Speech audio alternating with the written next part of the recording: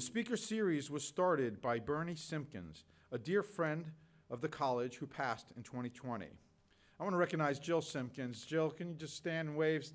Jill's the daughter of Bernie. And Jill has been very, very active in the program here at the college.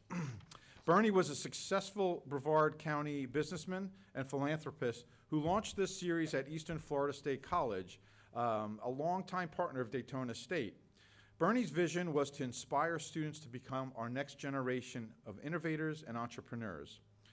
The Gail Lemerand Center of Entrepreneurship was established in 2007 by Mr. Lemerand, who is a longtime Volusia County resident, entrepreneur, and philanthropist. The center presents the speaker series twice a year to encourage and inspire students to strive for success in their careers and to be mindful of the principles of successful entrepreneurship. We hope that you all take some inspiration from Emily and Justine and go forward to make your communities and the world a better place. Now, at this time, I'd like to introduce the recipients of the 2025 L. Gail Lemerand Speaker Series scholarships. And I'd like to ask Mr. Lemerand to please join me on the stage.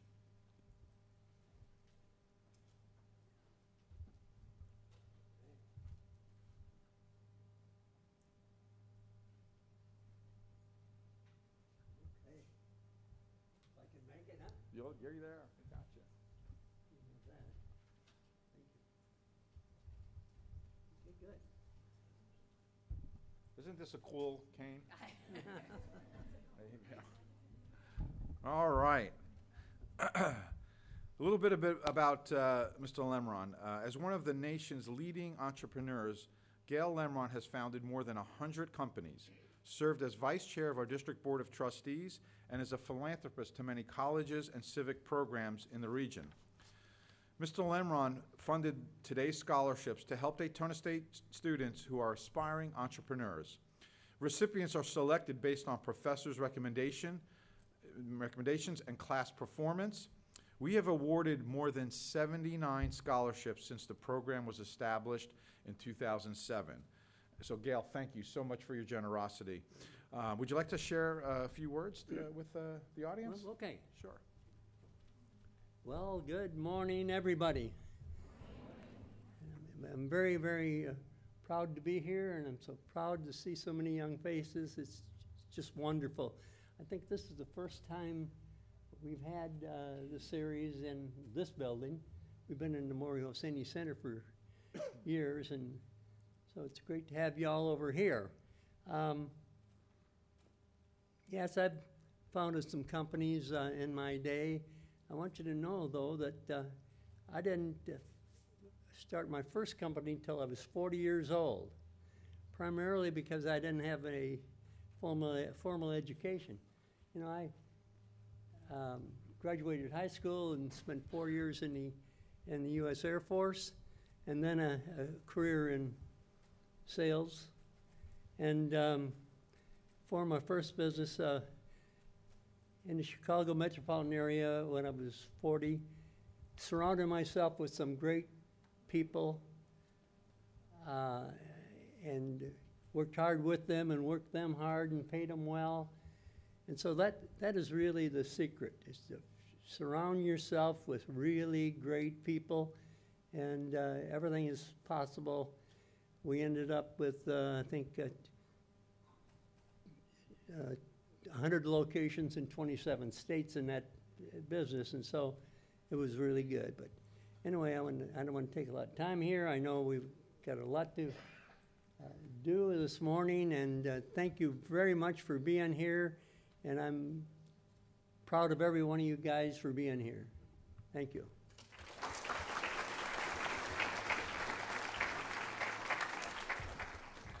Thank you, Gail. And as you can, Gail's been very generous to the college. We are in the L. Gail Lemerand Student Center, thanks to, again, to Gail's generosity, and the home of our basketball team is in the Gail Lemerand Athletic Center. So, Gail, thank you for everything you've done for Daytona State College.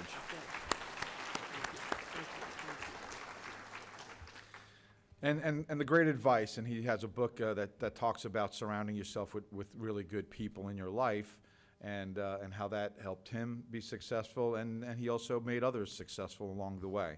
So at this time, we will present the scholarships and take photos with the winners. So please join us as I call your name. Our first recipient is Autumn Demarest.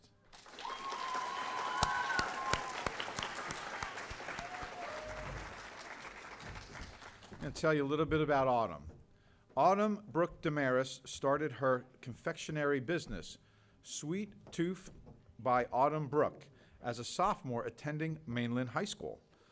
Autumn says her entrepreneurial spirit is an extension of her faith, her dedication, and her passion. Using advice provided by mentors, she has not only refined her treats making skills, but also her ability to run a business effectively, providing unmatched customer service and satisfaction. To quote Autumn, to prosper in business, I keep 3 principles in mind: putting God first, having discipline, and focusing on the interest of others. By putting my faith first, I grow in my resilience to withstand any challenge that comes my way. By having discipline, I can make sure I am always at an upward slope of improvement. And lastly, I can create genuine connections with others when I put their needs first. Autumn will apply the scholarship toward the purchase of a food truck that will help grow her business. Congratulations, Autumn. Thank you, man.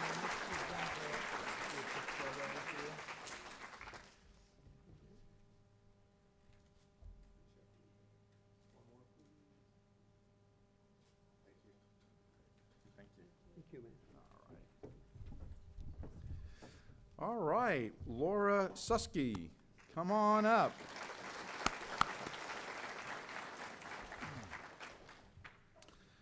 In 1998, Laura Susky, a mother of 2 young boys, received her first scholarship from the college's Women's Center, now called the Falcon Hope Center.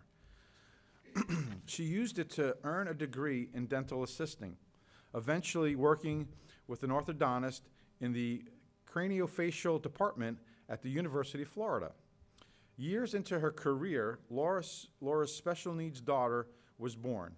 As a single mother of 3, she faced financial hardship but persevered, working several jobs, gaining expertise in advertising, sales, marketing, and finance. She worked her way up from hostess to management, supported by colleagues and employers along the way. Now with her children grown, Laura has returned to Daytona State and is enrolled in the cosmetology program. Upon earning her certificate, she plans to transfer her credits, bridging to the Operation Management Technology program to earn an Associate of Science degree. She will be doing all of this while growing her business, Salty Rose Salon. You might get a drink with the salon as well, and spa. My apologies. You see where my mind was. Okay. She says, I seek to cater to the special needs community, families, friends, customers that need express service with limited time, Laura says, and provides the pampering escape of a tranquil spa with a range of services that separates one from the noise and business of the salon. With the scholarship, Laura plans to attend the Orlando Hair Show, acquire the equipment and supplies needed to complete her state board exam and licensing requirements, and focus on her salon and spa. Congratulations, Laura, and we look forward to a lot of good things in the future for you.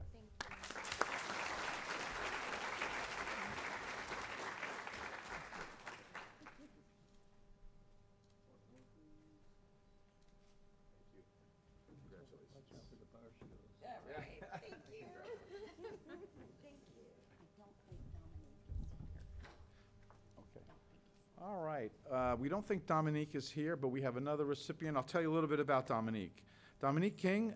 Dominique's pursuing a Bachelor's of Applied Science in Supervision and Management with a concentration in project management. Her vision is to launch kids into tech. KIT is the acronym, Academy, an online tech academy for children 8 to 17 Kid Academy will equip students with essential technical skills in software development, testing, marketing, graphic design, and website design. A core focus of the Academy is to foster teamwork by introducing students to collaborative work environments early on.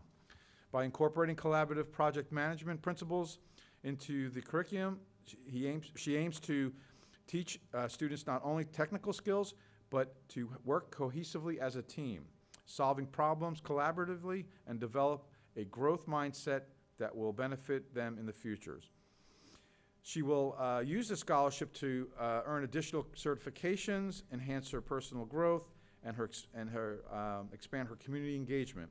Congratulations to Dominique.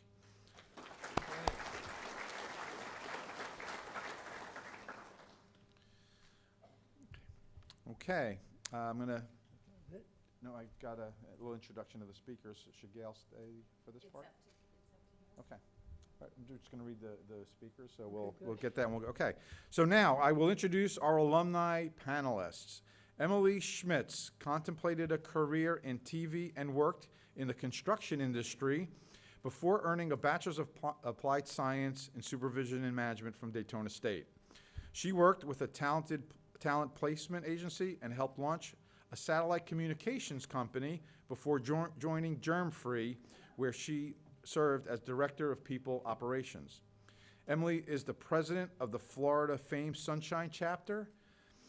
The FAME, the Federation of Advanced Manufacturing Education Program, is a collaboration between Daytona State and local manufacturers designed to match students in the college's Associate of Science and Engineering Technology with manufacturers and career opportunities in the community. But Emily may be best known for, what she's best known for is being the co-inventor of the Crock Pocket, a slow cooker divider that allows you to prepare an entire meal in a slow cooker. If you all have a crock pot, the traditional ones, you can put them all together and then you have to switch it out. She came up with a better idea. You could do it all in one shot. So she developed the crock pot with her crock pocket with her husband Brett, and the product went viral after they launched in 2021. So we're excited to hear more about her journey. Justine Knight began her studies in the marine biology program, but soon realized her true passion lay in culinary arts. She earned her Associate of Science degree in Culinary Arts from Daytona State in 2011. And 2 years later, opened Treats and Sweets Cakery with her husband, Chad. With over 20 years of experience as a pastry chef, Justine crafts wedding cakes, specialty cupcakes, dessert tables, and custom creations that are nothing short of edible art. Justine has been recognized on the Best of Central Florida's People's Choice on WKMG, earning top honors in the Best Wedding Business and Best Desserts categories. She has also won Best Dessert with NASCAR 3 times. Beyond Cakery, Justine devotes much of her time to her husband and children and is actively engaged in local ministry and missions. Fresh off of Valentine's Day rush and the recent opening of her new South Daytona location in December, we are fortunate to have her here with us today. Please welcome Justine and Emily. Yeah. Thank you very much.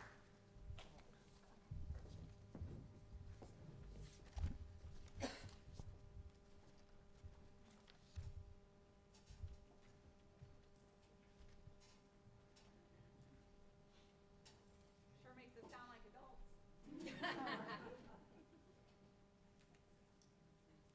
Got a hot mic. All right. So joining me on stage now will be Natasha. Natasha is a student here at Daytona State College. She's actually the SGA Student Government Association president.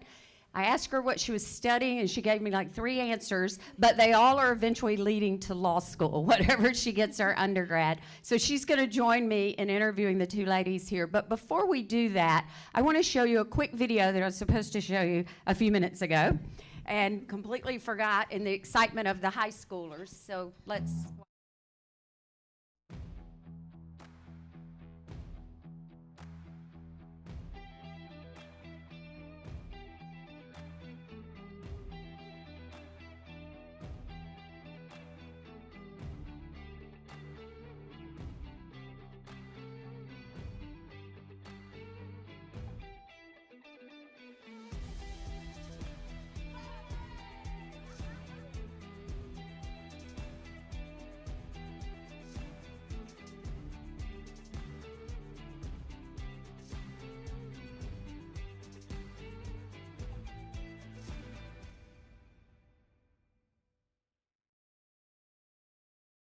where you've been. And then I also wanted to just quickly show for our scholarship recipients, I was also supposed to do this and forgot.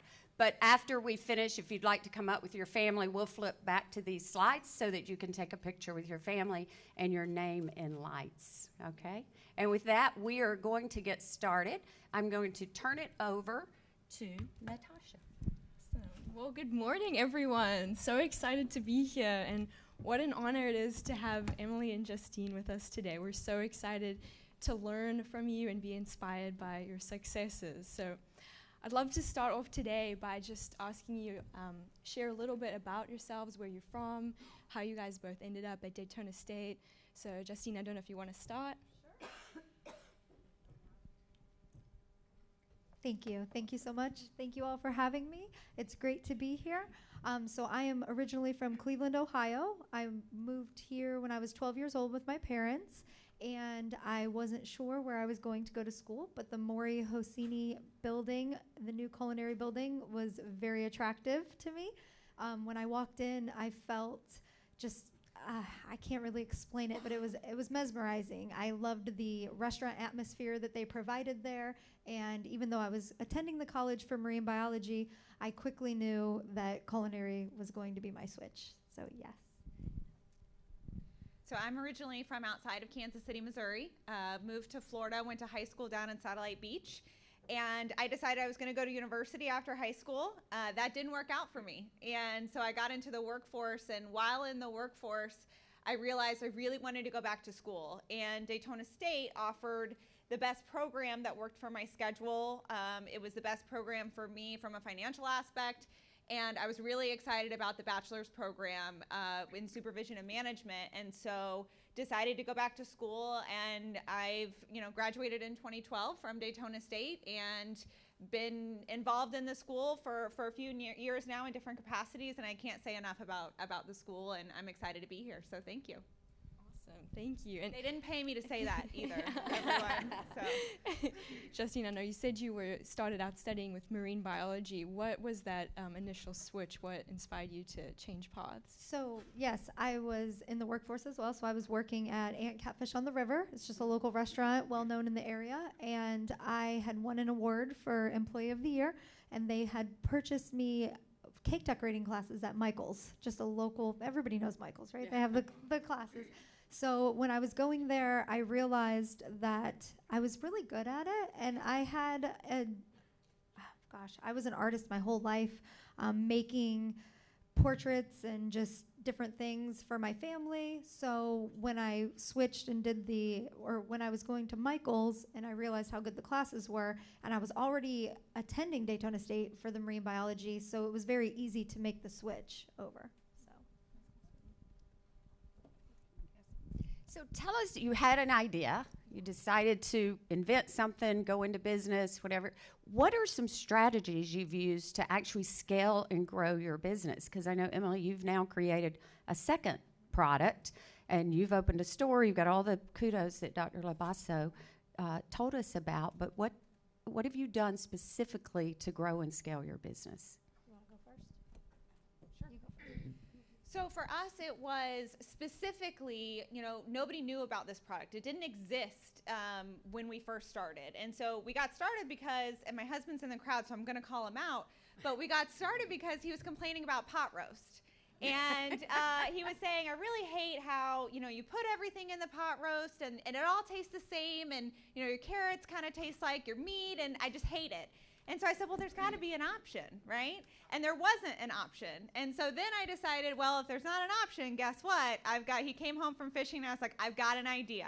And he thought I was crazy at first. And then I told him all about it, and he was all in. And so what we did specifically was we went to the micro influencers. So we didn't try and go into retail. We did get our box ready for retail. We're not in retail yet, and I'll get to that later. But specifically, we targeted the micro influencers in the market, and we would just send them boxes of this and say, hey, we would love for your opinion. If you feel like posting about it, great. If you don't, great.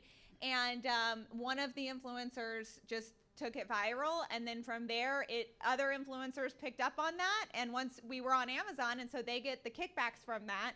And really it was just figuring out how we get the word out, because when there's a product that nobody knows is even in the world, how do you tell people about this product, right? And so we kind of strategically didn't go for the big guys. We went for the ones that maybe are the mom influencers or the kitchen appliance influencers. And so we specifically, you know, to answer your question on that, we went for those influencers to try and grow our business. So mine is a little bit different because I don't have a product or anything that I'm selling online. So I had to think about what the need was in the local community, so around me. And at the time when I started, there were a lot of other cake shops. I did some market research. There were a lot in the area. However, my strategic advantage for when I started my business was my overhead. I knew that if I could keep my overhead very, very low, then I had a high chance of success. So when I started, I actually rented a kitchen with a caterer. So the two of us shared the space. And it was ideal for a while, and then once we outgrew it, we ended up expanding to a different location. But from the very beginning, I knew that I didn't take out a business loan or anything like that. So a lot of people do. I know that's definitely a great strategy, but I was currently working at that restaurant that I told you about.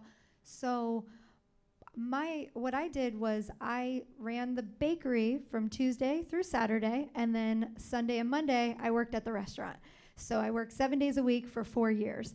And that's another thing. If you're going to start a business, it has to be inside of you. You have to have that drive. You have to just never give up. Just believe in yourself. Know that no matter what, you're going to power through it. So really, from the very beginning, when she was talking about what did you do to scale your business, I just focused on myself as an artist. I knew that I could provide something to the community that was a little bit different from the work that was out there. And so I targeted people that were interested in creating cakes or interested in purchasing cakes that they saw on the television shows. So Cake Boss, Ace of Cakes, things like that that were really trending online. I said to myself, I can do that. I know that I can make a 6-tiered cake or a cake that looks like an Amazon box or however it is, whatever people are looking for. And so that's how I grew my business, because I made it well known that if you're looking for something extraordinary, if you're looking for something that you can't buy at the local grocery store, we're the place to go. That's so good. Justine, you mentioned drive a little bit earlier, and I know both of you, for the Crock Pocket, this was an idea that came to being just a few years ago, and then your bakery. Is being an entrepreneur something you always viewed yourself as? Did it come along with that drive, or is that later on with those ideas, with the starting of that business, that you realized, like, wow, I'm gifted at this, I've got a talent, and maybe this is something I should pursue? Was this always something you had at the back of your mind? Yes, so I'd be happy to answer that question. It happens for everybody differently, I believe. For me, it was backwards. So I started a business because I knew that I was really good as an artist. However, while I was in the business and while I was doing it, I realized that I was the owner and I was the leader, and not only could I make the product, but I had to develop myself to be able to become the business owner. So I actually came across a book. It changed my entire life. I highly, highly, highly recommend it to anybody who thinks that they're going to start a business. It's called The E-Myth. I'm not sure if anybody's familiar with it, but the book focuses on, well, the title actually is Why Most Small Businesses Fail and What to Do About It. So in the middle of my struggle, basically what I did was I had built the business to the max capacity that I could after so many years. And then once my sales kind of trickled and they were pretty stagnant, I was like, well, what's going on? I've been growing year after year, so what is it? So when I found the book, it basically breaks the business down into 3 parts. So there's the entrepreneur, the manager, and the technician. And the reason why most small businesses fail is because the technician, you're really good at something, you know how to do it, whether it be, anything. So you start the business thinking, oh, well, I'm really good at this, so I'm going to go ahead and start it. I'll do it on my own. I get to keep all the money. That's one of the things that you think about. But then you don't realize when you're in it, you can't just be the technician. You have to be the manager. You have to be the entrepreneur. You have to be the visionary for the company.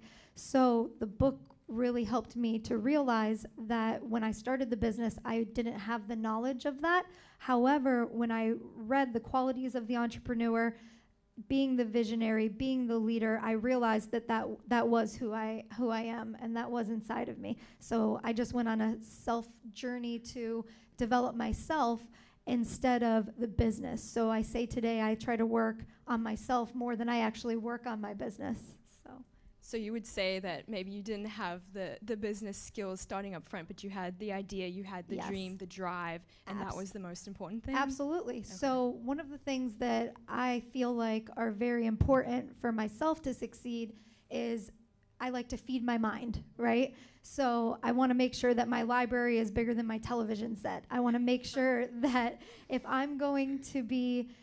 I have spare time, which is very rare for me, having 3 children, a husband, a business, being the leader, it's very hard to find time. So when I find spare time, I like to be in a book or a podcast or something that's going to be consistently feeding my mind on entrepreneurship. I like to make sure that every leader needs a good leader.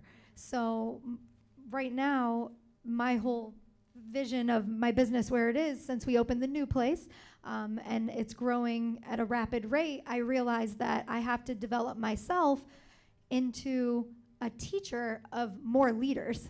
So every business is composed of, like I said, the entrepreneur and then the manager and the technician. So right now I'm trying to develop more managers, more leaders, and then the technicians as well.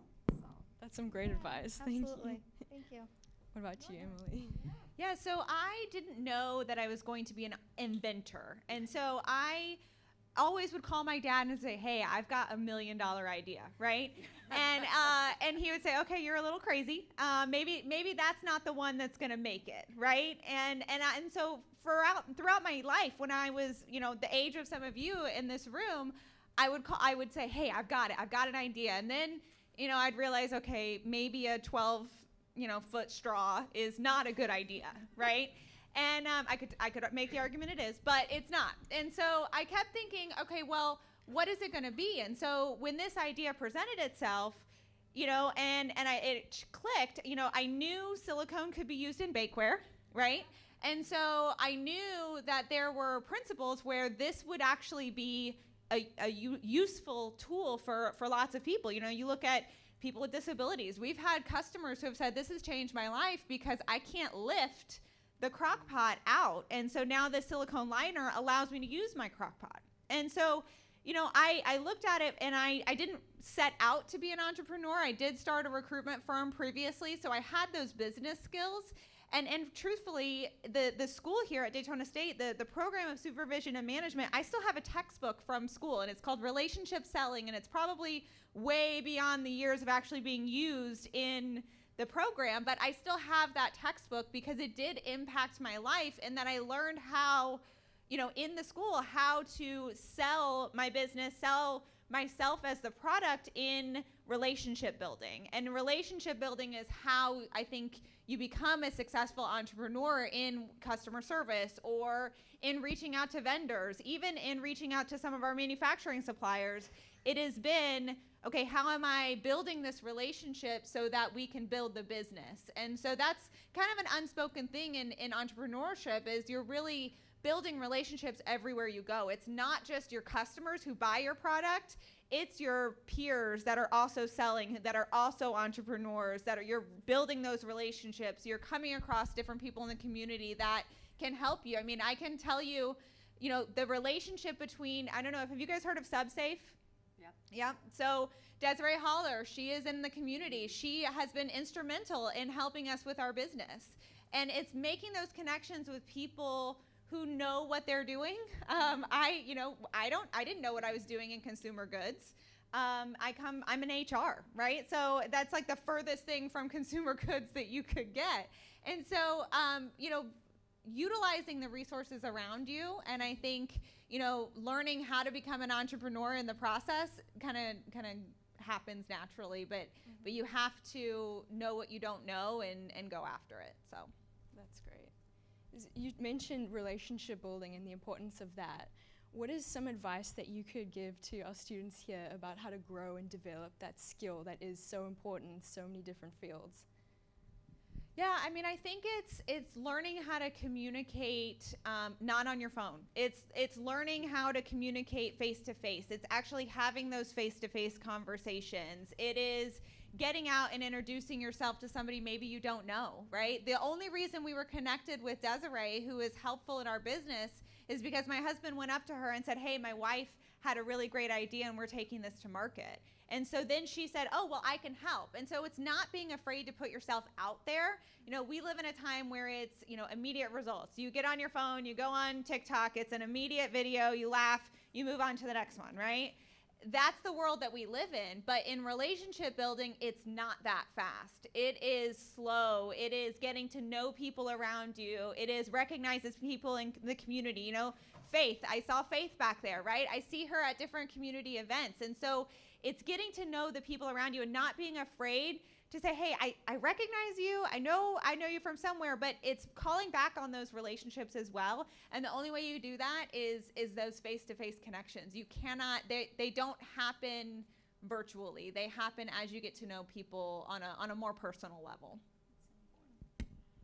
I mean, that was good. That was so good. She really summed it up. I mean, I would say that my first job did help me build that when I was working in the restaurant and I became a server. So it taught me how to talk to people, how to take their orders. It taught me customer service. So I think that when you're really starting off too, everybody has to have a job somewhere. So pick a job maybe that aligns with your vision, that aligns with maybe where you want to go, where you see yourself, and what can really help you.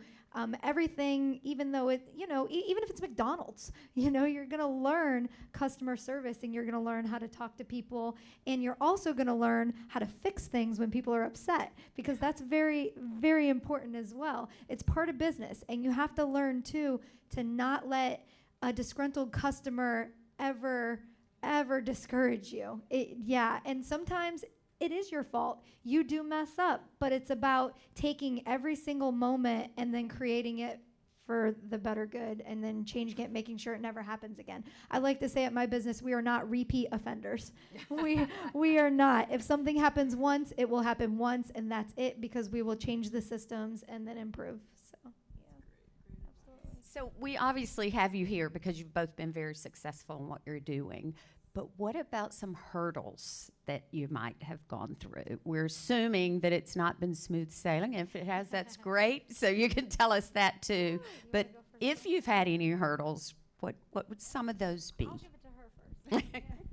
So, I look at the past 4 years of Crock Pockets, and, one of the things about entrepreneurship is that your highs are really, really high. When somebody buys my product and they're like, oh, that is awesome, it's like nothing else I can describe to you. When we had our first stranger, not family, friends, I can't count those as customers, unfortunately, because, half of the reason they're doing it is because it's my dad, right? He bought 20 of them because it was my dad. But, the first stranger who bought our product was amazing. I mean, I still get so excited that a stranger out there is buying my stuff, right? But then when on my birthday, nonetheless, on my birthday in January of 2022, the first knockoff hit the market. And so we are dealing right now with hundreds of knockoffs of this product that are coming from markets across the world, and they can make it cheaper, they can sell it cheaper. And because I didn't have my full patent, I couldn't take them down.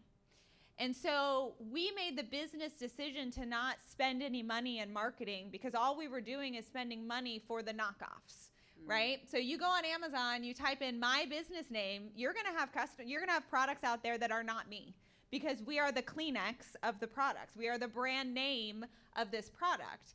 And so that has been a big challenge to deal with, because how do you fight that? And the only way I can fight that is by getting my patent. And I'm happy to say that was issued last week. Oh, but yeah. which is very exciting and very awesome. But now we have this next battle of fighting all of these, right? So it's one thing to have the patent in my hand. Great, happy, exciting. I've been waiting for 4 years for that. But now we've got to go and fight these knockoffs in the market and have them taken down. And one of them sold 800 last month, right? Wow. I did not sell 800 last month. And so that's a big challenge for us to say, okay, how do I go and navigate fighting these knockoffs? And every time I get, I don't even like, the algorithm gets you.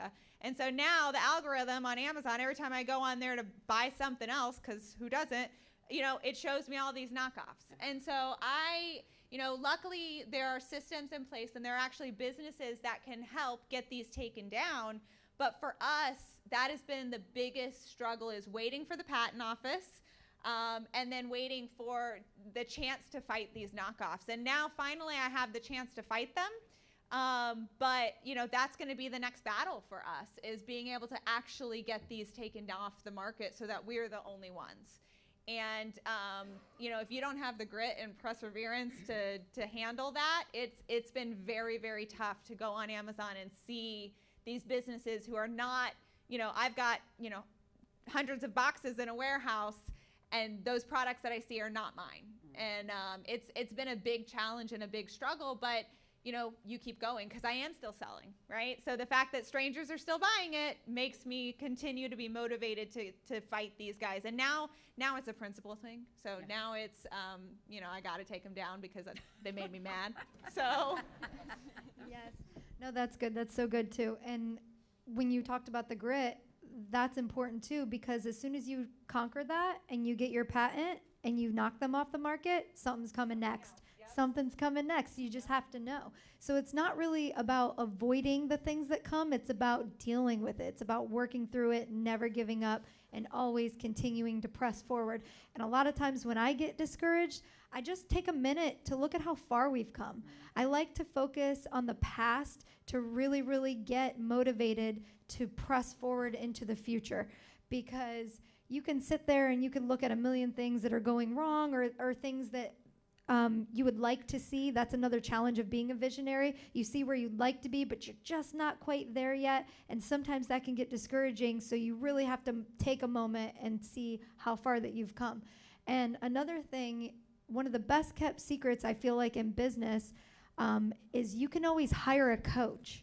So I did do that. I did that about 6 months ago, because I realized I don't want to be the smartest person in this building. I don't want to be the only leader. I don't have a business partner.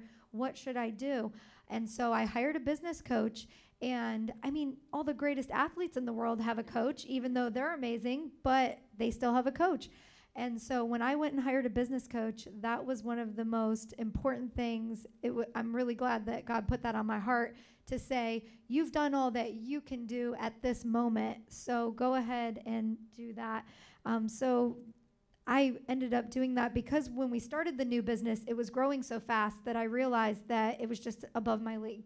I didn't know how to really take on the business. When I walk in and I have 100 emails of people that want custom cakes, and I'm like, oh my gosh, that's 100 custom designs, and I've got like 24 hours or they're gonna get mad at me, so I've got to hurry up. So anyway, stuff like that, and taking the risk and just never giving up. Taking on the coach was a big risk for me, because they're not cheap. They are not cheap. They know what their knowledge is worth, and you have to know in business too what you're worth. And just don't be afraid of anything that comes your way, and things will come your way. One of the main reasons why I had to move to my new location is because the roof started collapsing in the location that I was in. And when I called the landlord, he said, well, I don't have any money. And I'm like, okay, well, I don't have any money for you. And so we need to move on. So it's about just never giving up. And sometimes when things are so overwhelming in business and it seems like it's the biggest curse, it's actually a blessing if you could just make it through there. Going into our new location has been the greatest blessing, but at the time it was a huge hurdle to realize that I had to move. I was being forced out. So always just believe in yourself and keep going. Yeah, that's awesome. And my next question would be, I feel like there's probably so many people in this room that are looking at the both of you and your stories and your success and are so inspired by it. But I'm sure there's also a few people here that maybe they have an idea, a vision for a product or a business or a dream of that sort, but they're thinking, how am I going to succeed in such a competitive market? What is going to set me apart when maybe I don't have the resources or the training or the skill set yet? What would you say to them? What advice would you give someone that has an idea, has a dream, but it's just there's so many great ideas out there? That's a good question, and to be totally transparent, it's hard for me to answer that. Only because I think that in a competitive market, your best asset is your ability to just figure it out, right? So you have to be able, she mentioned grit. You have to be able to say, okay, I may have this idea, and maybe somebody else has it out there, but have they filed for the patent yet? No, they haven't. Well, then their idea isn't even in existence, right? Have they started a business? No, they may have the idea to start a bakery, but if they haven't actually done it, then they haven't actually done it, right? So it is taking the next step in the direction is the best piece of advice I can give, right? Is just because those are your voice, that's your voice saying like, oh, you can't do it. And you will have people in your life who tell you it's going to be too hard. I mean, I had a friend who was a really good friend who said, that's a stupid idea. Why would you do that? And, we're no longer friends. But it's not a stupid idea, and it's gone on to sell over $1 million in dollars in sales, right? And so I think that it's when you're struggling with that self-doubt, which you're gonna have as an entrepreneur, absolutely, you're gonna have it almost daily as an entrepreneur, and we're making it sound a lot scarier than it is, because even though you have that self-doubt, you have to be able to say, but I can do it differently, or I can build on those relationships and I can get word out about this. I was listening to Justine's accolades and, working with NASCAR, working with some of the places that she's worked with, she's built relationships with them. So just because somebody else may have a bakery doesn't mean that they didn't go and build those relationships that were required to get there, right? And so it's the same for Crock Pockets. We've built the relationships when something wasn't working. We just figured out another way. We had an attorney with our patent, and we weren't getting anywhere with our patent.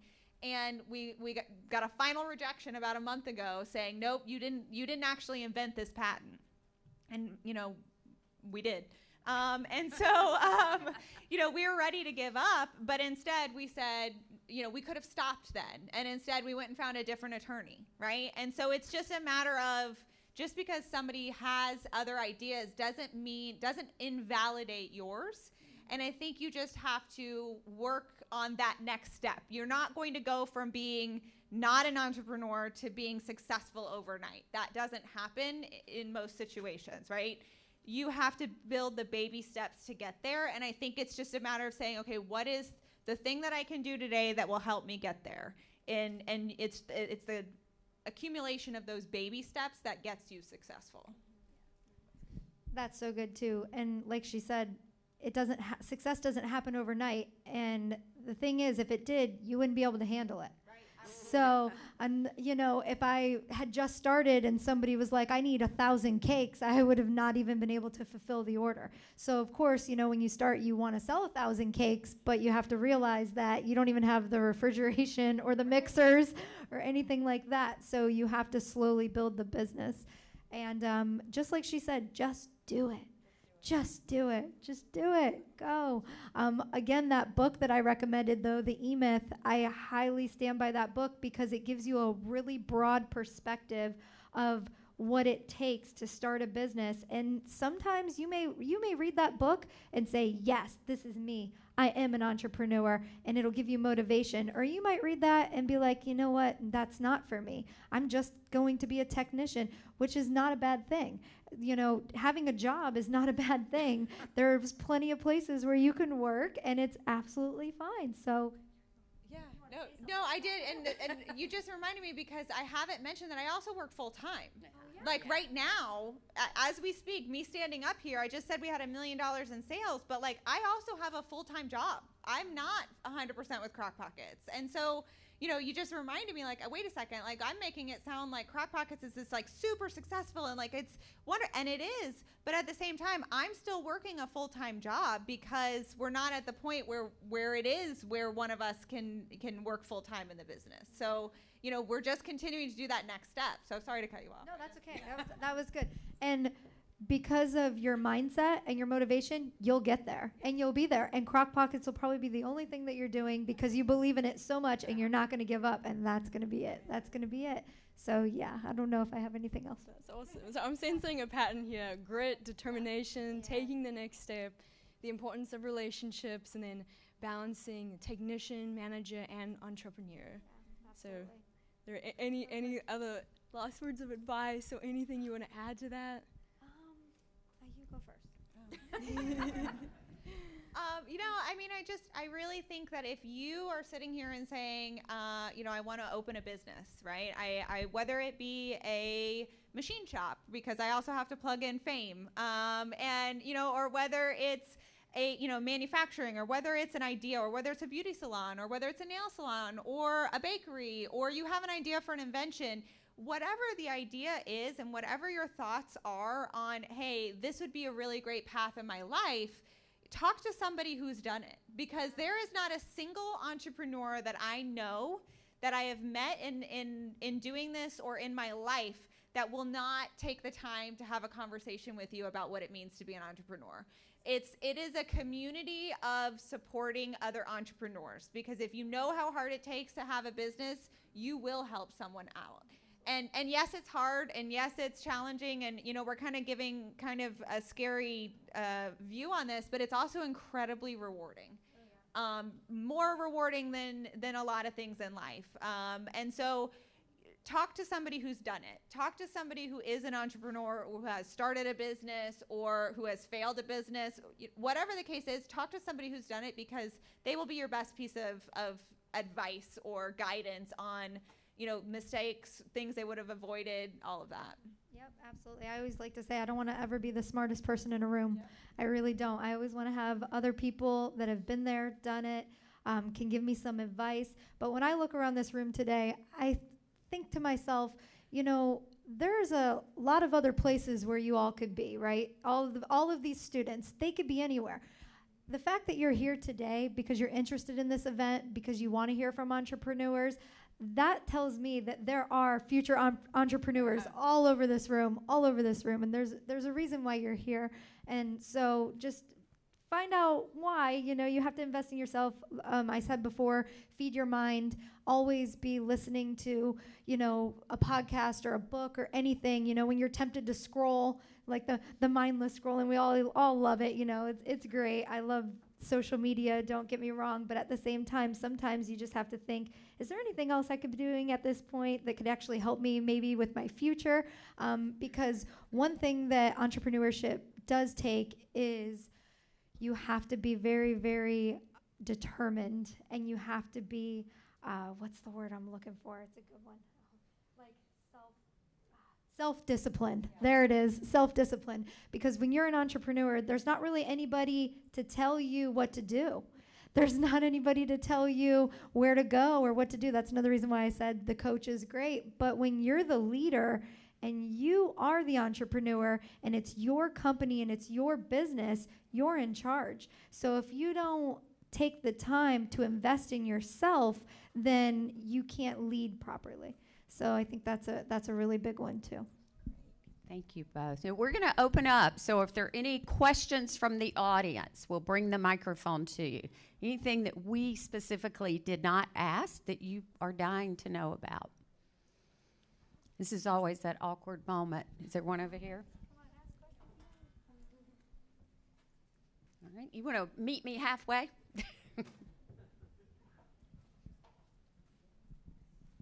Thank you. Tell us your name and ask your question. My name is Daniel Valcarcel, and I did have a question to you. I apologize. I may have forgot your name. When you were talking about how you had competitors that were pretty much offering the same product, but for cheaper, maybe from other parts of the world, my question, were you able to lower costs to try to fight against them, their strategy? No, that's an excellent question. And, you know, we decided, I'm going to take the credit because I have a microphone and he doesn't. So we decided, my husband's right over there, but we decided that we weren't going to play the lowest cost game, that we still had the patent outstanding. And once we get the patent, then it doesn't matter what they sold some units for. We weren't going to race them to the bottom of pricing. We were able to find a manufacturer that was able to lower our overall overhead costs, which was great. We made a couple decisions in shipping and things like that to reduce our cost.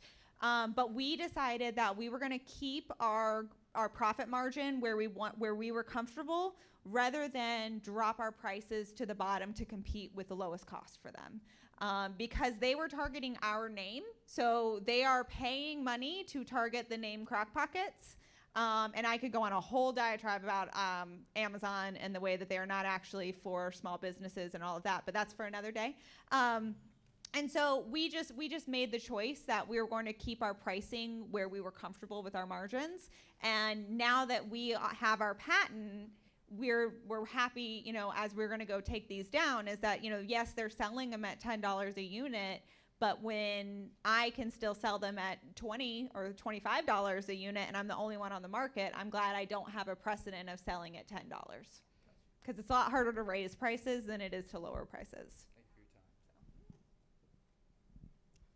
I knew you'd have a question, Autumn. I have to stand up or just. I was wondering if you ever take a vacation. Yes, I do. Yes, I do. Because I have an amazing team. I really do. As you're building the business, there's a moment where you have the realization that you've kind of maxed out. And so you have to invest in a team, and my team is amazing. I reward them very well. I treat them with so much respect and kindness. If the business is making money, they're making money. I take great care of them because it takes way more money and energy to train new people. So when I have talent, I definitely invest in it. And so yes, I do take a vacation. Well, ours is a little different because we send our product to Amazon or we have it on direct shipping and different things like that. So yes, we've taken vacation, but I will say on the one long vacation we took, we aired on CBS Morning News. So we were on a cruise and we paid for the internet so that we could watch our product on CBS Morning, and then the sales started rolling in, and then we were stressed out because we were like, okay, well, how are we going to get all these shipped out? And but it's also, I think with ours, it's a little bit different because it's not direct customer facing. So we are able to kind of step away as needed. Oh, I have one more thing though. Even though I have taken a vacation, I do work an average of 40 to 60 hours a week. So just depending on, the time. So I've heard people though say when they start their business, they work 80, 90 hours a week. Like they don't stop. So it's definitely, I don't want to say because I take a vacation that it's not very, very hard and lots of hours. Okay, thank you. Hey, my name is Autumn, and with making treats and just baked goods, how is it running the price margins? Because I know there's a lot of different ingredients, and with a custom cake, you can have 3-tiered, 2-tiered, and just all the ingredients. So how do you just do that? Yeah, no, absolutely. That's a great question. So I have to evaluate my price sheets. I should do it monthly, but I'm going to be honest, because of how busy we are, I do it about every 3 months. So every 3 months, I go through everything. I use Excel. And so when I plugged it into Excel, everything's individual. So when I put in a recipe, it's set to where I have the total cost of that recipe. So my coach actually helped me do that because I wasn't sure on how to do it. So you have to constantly be watching it, and you do have to increase prices. And when you increase prices, especially now with inflation, you're gonna get a lot of feedback. You're going to have a lot of pushback in that. But you have to be confident in yourself and confident in your product. At my business, we call it the P word, right? Because everybody comes in and goes, well, I could go to Publix and get a cake for $50. And I just politely tell them, that's great. But, it's not like going to Target and Walmart and buying a bottle of ketchup where you get the same thing for cheaper, right? So you're not buying the same thing. You're not buying anything, similar, to be honest. So when I can kind of explain to people that, you know, we use real butter, we use pure vanilla extract, we use all of these things, then you can really solidify the sale. But again, the question was, how do you, you know, watch it all? You have to make sure that you take the time to actually go through all of it as you're purchasing and watch your costs go up. Otherwise, your profit margins are going to dwindle, and then you'll eventually go out of business if you don't pay much attention to it. So yeah, that's a good question. Okay, we move to the back. We have a question back here. Hello, how you ladies doing? So my question would be, could you give any advice to the high school students here who want to be entrepreneurs and don't think that college would be for them? Yeah, I mean, college isn't for everyone, right? But I would say that I would also say that there's a lot of things that if you're not going to choose college as your path, then you still need to find education in what you're doing.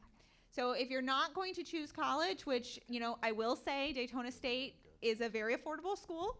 And, you know, I would highly encourage some business courses if you're going to get into business, especially as it relates to the financial aspect of it. There are programs that are certifications here at Daytona State, and I promise you they're not paying me for this. I just actually believe in the programs here. But, you know, as an HR manager, I've sent people to some of these programs and certifications at Daytona State that don't go for a degree, but you're still getting education. And especially around the finances of business, I cannot stress enough how important it would be to get some knowledge on Excel or knowledge on how to look at your profit margins and how to keep a hand of that. Because if you don't understand that, your business will get away from you no matter how good of a technician you are, right? If we're looking at, let's say, you know, an auto body store or a, you know, repair shop, you could be really, really good at what you're doing, but you're still going to need to understand how much your labor costs are in order for you to make sure that you're charging appropriately in order to, you know, get your business where you need to be profitable. So I would say if college, the traditional track of college is not for you, that's okay. But look into certifications or courses that you can take primarily around the financial aspect of running a business, because that is critical. If you know, luckily we had a little bit of background in that, but if you don't have that, you're not going to be as successful because your costs could really get away from you easily and fast. They add up quickly, they add up fast, and there's things that you don't even realize that you're paying for. I mean, when it's related to business licenses and taxes, and don't even get me started on sales tax. And you know, there's a lot of things that you don't know until you get into entrepreneurship that you have to figure out. So having some sort of certification would be my best piece of advice. Is that's fine if college isn't for you, but continue your education somehow. Great. We have a question online from our streaming students that are watching. It was a question about debt. Did you, and Emily, you referred to this a little bit. Did you take out any debt? Did you use any venture capitalist money? Kind of just overall financially starting, how did you start your business? I did it just with my savings, so I did not take out any money. However, every business is different. There's a lot of businesses where you can't have that option, or maybe you're just not blessed enough to have that option. But I just want to encourage people who are not able to take out loans, who maybe don't have high credit scores or can't get funding, don't stop there. Because when I announced that I was going to be opening a business, people were very generous with giving me things. I was given a display case. I was giving things. The community really came together to help me and support me and encourage me. So it's not 100% necessary. Yeah. And, you know, I was also very lucky that my husband comes from a manufacturing background. And so when I had this idea, we were able to do all of our product development on our own. So we quite literally 3D printed our molds. He designed them, so I give him a lot of crap, but he designed these. And so he designed them all in AutoCAD or SolidWorks, whichever system it was. And then we hand poured the silicone ourselves. So we drove to Orlando to get the silicone that we needed. We hand poured it. You know, we did all of our product development on our own, which saved us tens of thousands of dollars in this process. So we were able to do it also without loans. But it did, I mean, it still cost money, and it was still a lengthy in time process. So, you know, however, we're looking at potentially acquiring another business, and if that happens, there might be loans, right? So it's just, I wouldn't be afraid of that. But again, make sure you have the education to know what you're getting into. If you do need to take financing for your business, don't be afraid of that. Just that's where having the education on how to operate a business with debt is beneficial. And I think Daytona State has an entrepreneurial program that can help with that. So. Okay, 2 more. How many employees do you have? And when you're looking for employees, is there any kind of traits or experience that you're looking for in particular? So I currently have 7 employees and myself. And, you know, it almost ties into the last question of if college is for you, because when I'm hiring, the object of my hiring, my strategic strategy of hiring is I want to hire culinary students. So my team, not my bakers, but my actual pastry chefs that work for me, they are culinary graduates. One is actually from Daytona State as well, and the other one's from the Le Cordon Bleu program over in Orlando. And so when people said, is college for you, you know, sometimes college can do so much more than you might think that it would do at the time. So yeah, absolutely. This one, do you have employees? No. For the baker, what was your job hard for? What was it? What? Your job hard for? What was it hard for? I mean, the job is really hard in general. I don't know. I'm not really. What's difficult about it? I'd say the most difficult aspect of my business is that I run 3 different businesses in one. So one of them is custom design for birthday cakes, and one of them is a wedding cake business, and the other one is a storefront.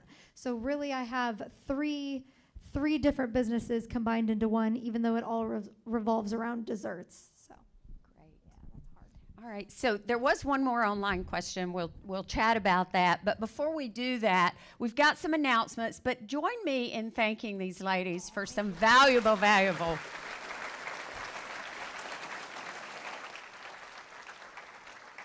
And Natasha Powell, you were amazing. Thank you very much for your assistance. So a couple of things. People are asking online where you can buy the Crock Pocket. So you want to give them and make sure they get the right one. Yeah, the best place is going to be crockpockets.com. So that's our website. That's the direct to us. That's the best place to do it. I will put in a code for anybody who wants to purchase. I'll give it to you, Teresa, so awesome. Maybe you can send it out to people. Get it out. But I will do a code. But crockpockets.com is the best place. Awesome. You can find us on Amazon, but again, Amazon does need to have another series on that, I think. And where can we find you, Justine? So we are in South Daytona on Ridgewood and Big Tree. So awesome. That's where our storefront is. It's easier to turn off of Big Tree. Google will lead you right to us. Okay, great. So thank you again so much. And we have a couple things. Number one, for the high school students, I know you're staying to get a tour, and you're going to get one of Justine's famous cookies as part of your lunch. So when you see us give cookies to the other people, don't think we're not giving cookies to you. But be sure you know that. And then for everyone else, you'll get some on your way out. Kind of first come, first serve, because we have a lot more people, I think, than we bought cookies.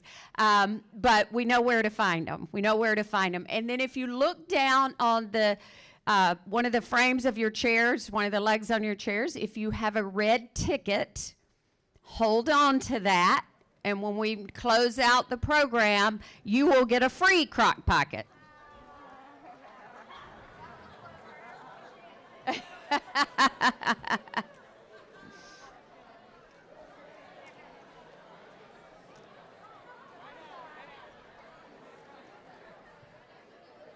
So that's always fun.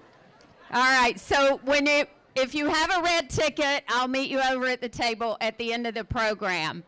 So there's a couple things.